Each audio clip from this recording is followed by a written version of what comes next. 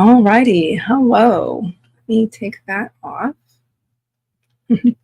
Hello, everybody, and welcome to my session for the AWC 2024, the AuthorTube, the AuthorTube Writing Conference.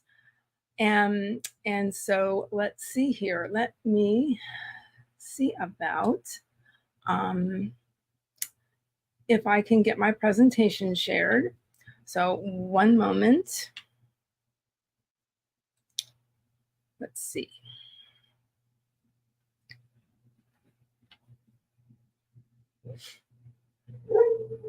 I do apologize. My dog is barking.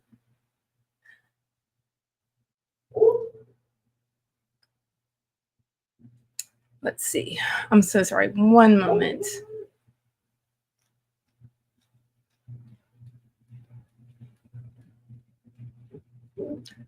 Okay.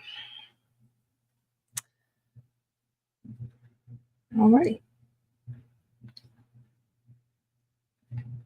Okay. Let me see here. Alrighty, here we go. So sorry.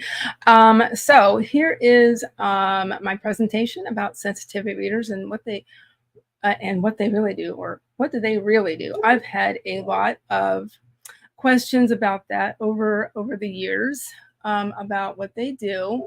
And so one sec. All righty. So let's see. So hi, my name is Heather. I'm Heather Dewey Pettit, and I'm a writer, editor, and artist. And I have been doing all that for over 25 years. And so one of my skills as an editor is sensitivity reading. Okay, so what are sensitivity readers? So in my opinion, we are a special type of editors. And we are a type of editor that reads a literary work, and I'm using that in general here, looking for perceived offensive content, stereotypes, and bias.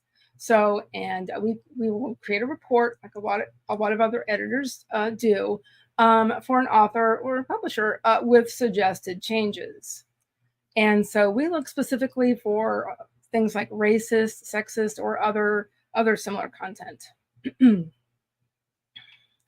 Okay, so what do sensitivity readers really do? All right, so sensitivity reading is, so it's reading, as I said, it's reading to look for content of a sensitive nature. Say there is a character who has a cancer diagnosis, for example, but they don't feel like they suffer with cancer or are, any negative connotation like that, but they are living through it, or they are survivors. And some even call themselves thrivers. So that's a newer thing. But anyway, so say you have a character with autism or autistic people, if you use people first language or not. So they can be disabled if that's how they choose to define themselves. So in modern times, people who are physically disabled don't call themselves, say, crippled or confined to a wheelchair. They use other terms. See, these terms used in a modern setting can make a reader who is, say, physically disabled cringe, or even, disgusted or offended, and stop reading. Which, of course, you do not want that. I apologize for my dog in the background.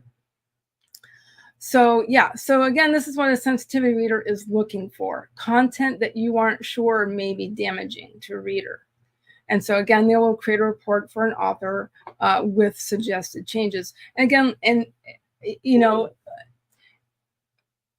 when you're working with any editor, you don't have to take all of their changes. You can take, basically you're taking their comments with a grain of salt. The author is the ultimate, go with what you need to go with, essentially. But so anyway, so here are examples of some other lived experiences. Let me see if I can do this super quick. You can use sensitivity readers, and that, so this term can also be used as well, authenticity readers, for many different life experiences like ethnic backgrounds or nationality, or specific life experiences such as physical or mental abuse, trauma, socioeconomic issues, any kind of a health-related personal experience, such as a disability, a mental health condition, or any other health-related lived experience. So there's that. So what do I do as a sensitivity reader?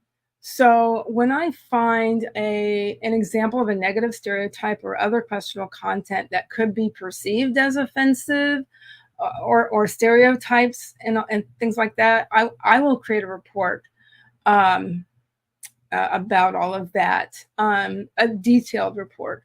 And then I personally will also query the author about it. So I will ask about it in a comment balloon myself in the word processor that I use. I really prefer Word with chat changes turned on. And then what's great about Google Docs is it does have the comment balloons. And this can also happen during a copy edit, and it is a part of my copy edits. So my, as we say in the editing business, specialisms. I specialize in sensitivity reading for issues, obviously, that come up in the disability community, like ableist thinking, or language that depicts people with a disability suffer with this disability. And subjects I can read for include CPTSD, cancer experiences, neurodivergent experiences like autism or ADHD. And similar. Okay, so I mentioned authenticity readers. So what are they exactly? Aren't they the same? Well, no, not really, because while sensitivity reading is reading to look for content of a sensitive nature, authenticity reading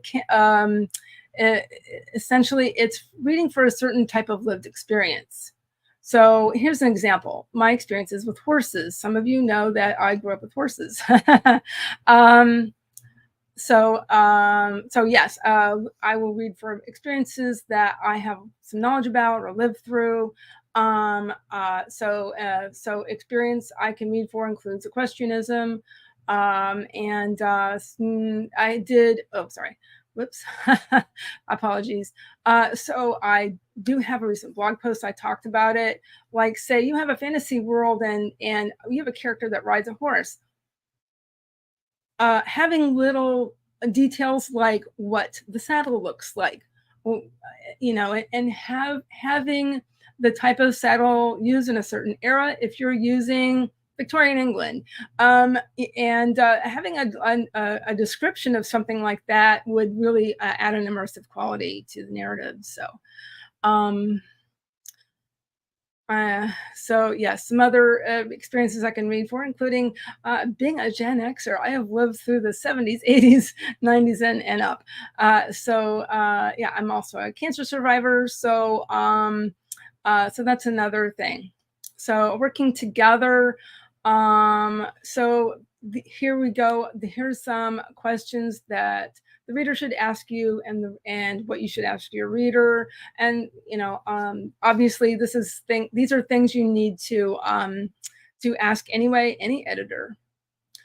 So here's some more information. I did want to wrap this up. I am so sorry this took that